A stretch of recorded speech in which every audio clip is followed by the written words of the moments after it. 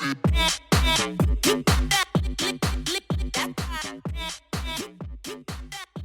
is it? Excuse Hanzo. What would you tell your first year self now that you're done with pin-up as a design student?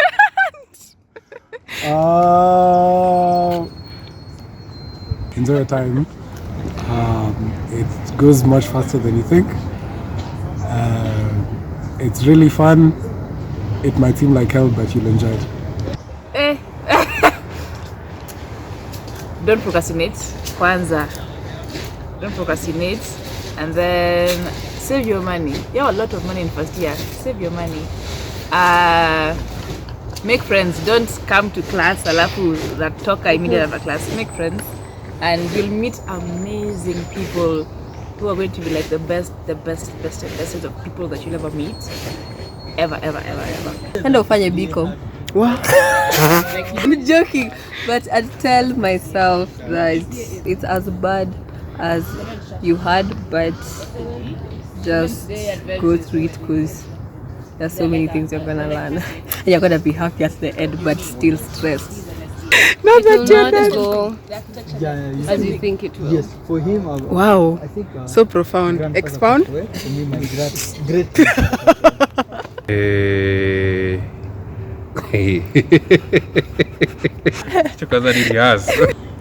I don't know, it gets better. Like everything that you are doing will one day be worth it. Well, and you will see it. It never gets better. Okay, it gets better hopefully, Nicole. Just keep on. Be focused. Be focused and stand on business too. Make money, have side hustles. I think that's Damn, I'm going to prepare. Actually say it's going to be tough, but you managed. You'll manage rather. That's it. Goddamn. Can't even remember him that much. You'll get through it. Well, uta make it too. Even with the artists, you will make it. I don't know. I can't think of anything. It's going to be hard. Wow, what did you tell your first? You're going to die. Soma bana. Hakuna cha next semester. That's deadly to know me huko nje. What was so? It's all about It's all good. Consider the end. Time matters. That's all. Alrighty, hi guys. I did not welcome you in the beginning, but karibu sana to this side of the internet. My name is Melissa Joe, your resident YouTuber here in this space.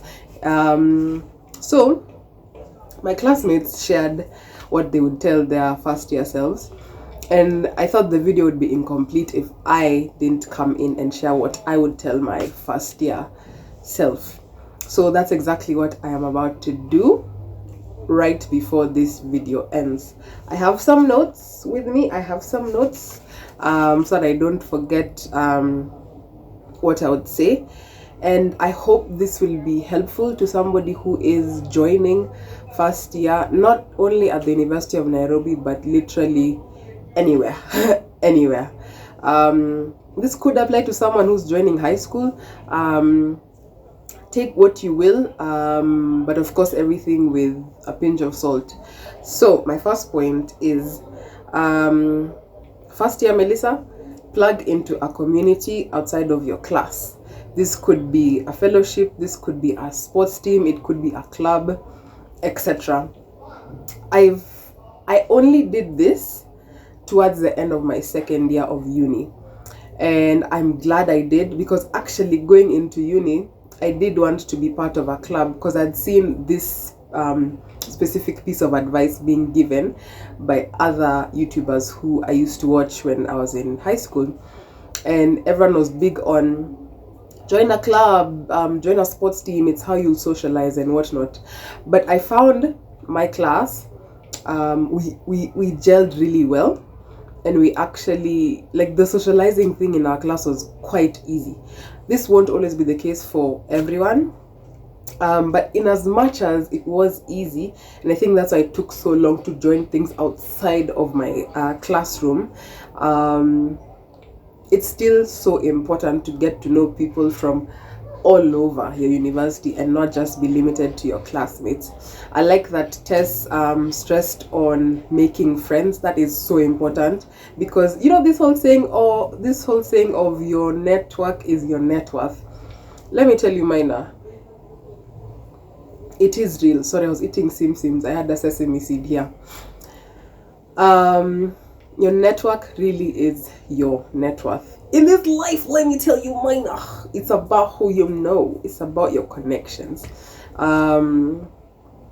more than anything else. But ultimately, if you're connected to the Lord Almighty, owner of the universe and everything in it and outside it, you have the connection.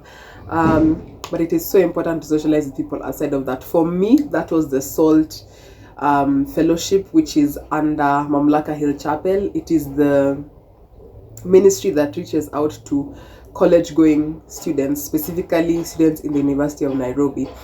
And Mamlaka is right along Mamlaka Road, which is around Klabu. So it was easy access. When I joined, I was staying at YWCA. So it was very convenient to be there, and I think I've gained friends who will be with me, who I will walk with for my entire lifetime. Genuinely, like there are people I can see around my children being aunties and uncles, and I am pleased by their character and I am comfortable with having them around for the long term. So yeah, plug into a community outside of your class. Number 2 would be take your time to develop connections, because there is no rush. So kind of similar to the plugging into a community, it's so important to take your time before you get entangled with people, right? If you need to take a year to observe someone before you decide to become friends with them, please take it. It's better it's better to be careful than to end up in the wrong situation or in the wrong company. So take your time when it comes to getting to know people. There is no rush to be friends with anyone. There is no rush to be in a relationship. There is no rush to be in a specific clique. No, you have the time. You have the time. Third thing I would tell my first year self would be, the friends you make now don't have to stick it through to the end. So that would help alleviate any pressures of I became friends with you on day 1, or I became friends with you in first semester, so we have to do this together until we graduate. We have to be graduation buddies. It doesn't have to happen. And you should also be comfortable with letting go of people when the time comes. It is not everyone that you are meant to hang on to. In fact, it might come across a little bit as desperate if you're really fighting to cling on to someone. Have some self-respect, please. Have some self-respect, and know when it's time to let go of people and when it's not. Really, discernment. Pray about it. Fourth thing I would tell myself is God provides. Things might stress you in regards to purchasing materials that you need for your projects, in terms of money for printing an assignment, in terms of school fees, in terms of food, fare, clothing. Like, all these things might stress you out, but just remember, if he clothes the lilies in the valleys and he feeds the birds of the air, how much more can the Lord your God do for you? So remember, the Lord provides. There are some semesters I was stressed about fees, where fees are not been paid 2 weeks before the registration deadline, and the Lord just provides. So remember that God provides. 1, 2, 3, 4. Fifth thing I would tell myself is, it all works out.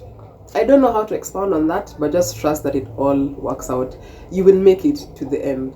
Just keep persevering. You get, like, my classmates have all said it's going to be hard, it's going to be tough. That's true. That's not a lie. Let me tell you, don't listen to these teachers that are telling you, oh, work hard in high school, sweat now and then enjoy campus. My friend, you can enjoy, yes, but focus on your books. It will not be easy. Yeah. So, but remember, it all works out. So maybe don't stress as much, but stress healthy, but don't stress too much, because it's a healthy stress that will keep you working, right? If you're not stressed at all, then it's like you'll just be laissez-faire. That's not a good place to be.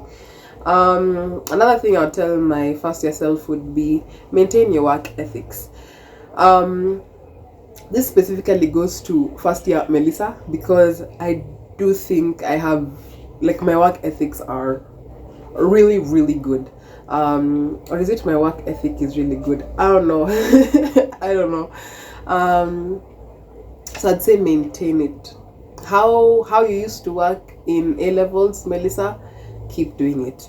For anyone who may not be a Melissa in first year, just stay consistent, stay diligent, and actually work hard. I do think working smart in this specific course of mine, which is design, pays off more than working hard.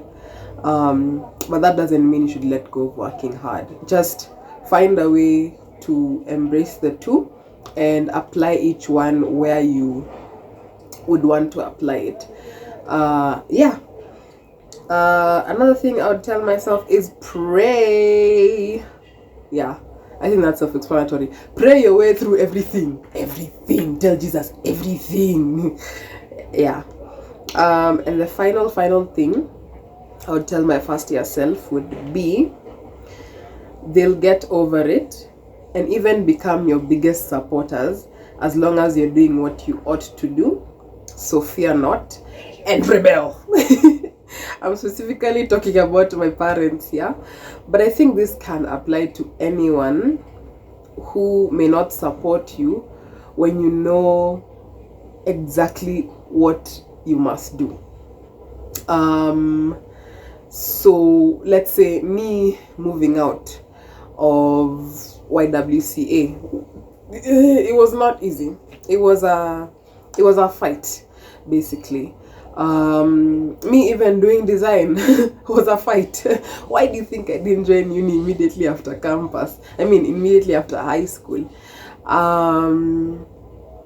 Just these, they're not necessarily small things. They look like small things looking back now, but in the heat of the moment, they're such big decisions and they're such risky decisions that your caring, loving parents are not sure about it on your behalf, because they care about your safety, because they want to genuinely see you thriving and they want to see the best coming out of you, and they're also concerned about the ways of this world and how certain decisions place you in risky positions.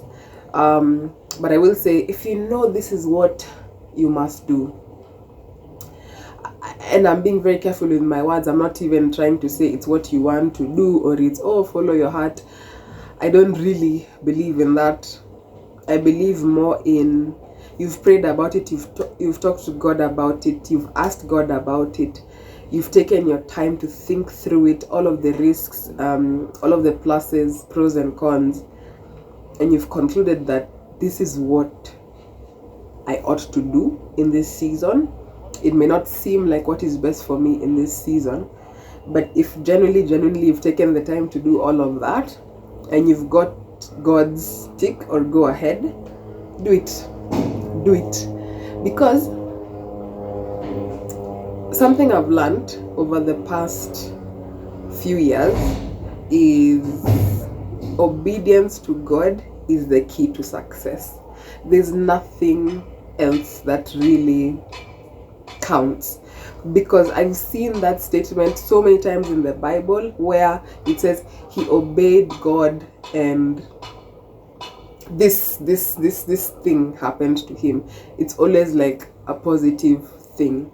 I've seen it in the lives of so many kings documented in the Bible, and I am convinced, because I've also seen it in my life, that obedience to God is the key to success. Nothing else.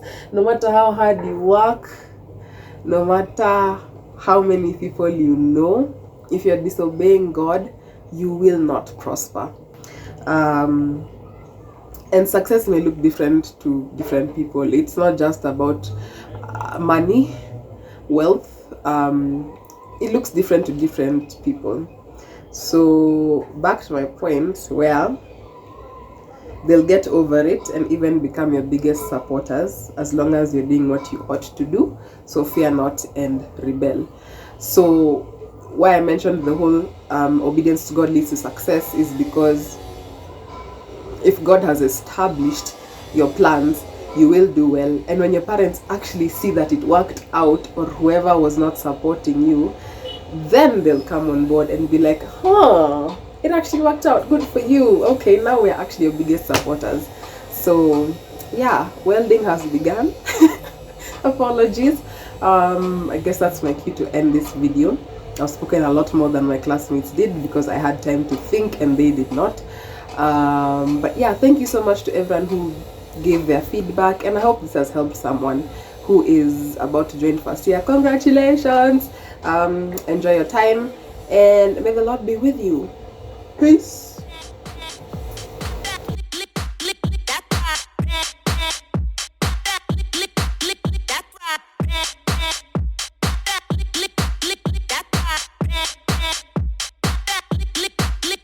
That